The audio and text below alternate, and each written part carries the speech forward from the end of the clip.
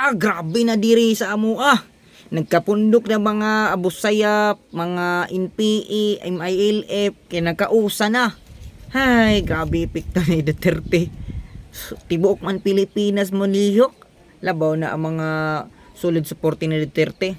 So, lisod kaayo. Pero, nagkausa ang tanan, nagkagubot.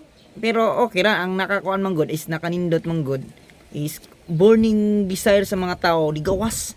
So, nakita nato ang epekto sa nahitabo ka Duterte. Siguro kay ngadto mi sa ibang bansa wata kay baw og unsay resulta, unsay possible mahitabo, pero nakita na ako og ipriso jud si Duterte sa mga solid supporter diha ni Duterte. Kung ipriso si Duterte, possible magira, possible dili, possible na ayoy mahitabo, pero wata kay baw unsa na panghitabo kay lagi unexpected na nagkausa jud ang tanan pag abot sa inana na sitwasyon. First time ni nahitabo inanin na murag ang tao na trigger. Pero kung unsa bisa pag unsaon nato lisod man pud nato matag na ang sitwasyon, di ba? Pero may unta o maayo ang mahitabo ka Duterte.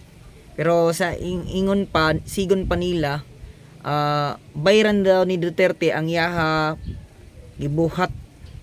Daghan man siya gipatay ng mga drug addict, pero ang pangutahan na diha makagawas pa ba si Duterte? Pero siguro dako na mag-edad si Duterte god, di na to kaingon kung malahutay ba siya dugay nga sa prisuan.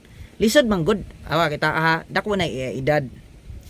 Unya ang ako lang ganahan ni Duterte, kay ba kung say ganahan ako ni Duterte, tinuod siya ako gulingon. O nauna to na usahay dagan sa mga malikas na istorya, mga di mao na istorya, pero in terms and execution ngadto ko mo bilib siya motong nakuha ang burning desire sa mga tao mo nang uban diri sa mua nga karon nagrally na kay bawo og kay mo lagi nagawa sa burning desire nila kay ang ila presidente sa una is na ipriso pa isgahan pa sa ICC. Siguro lisod man po, pero tay mahimo usa lang ta ka lumulupyo na nipuyo diri sa Pilipinas na ato mahimo maminaw molingkod ug makibalita. So siguro ay nanay jud ang hitabo ron. So unsa inyo masulti guys sa panghitabo karon? Og maura to, dagang salamat.